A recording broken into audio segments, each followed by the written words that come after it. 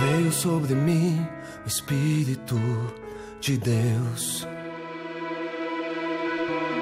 que me conduziu a um vale de ossos secos e me fez andar ao redor deles. Vi que eram muitos sobre a face do vale, estavam sequíssimos, não havia esperança.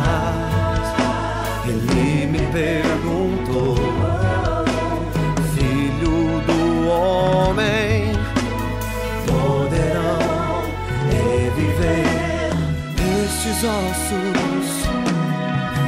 Eu respondi: Senhor, tu sabes. Então ele me ordenou para profetizar sobre os ossos secos. Ouve a palavra do Senhor.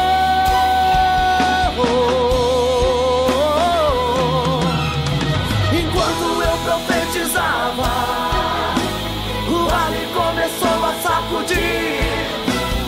Houve um ruído, um barulho, e cada osso ao seu osso voltavam-se um livro.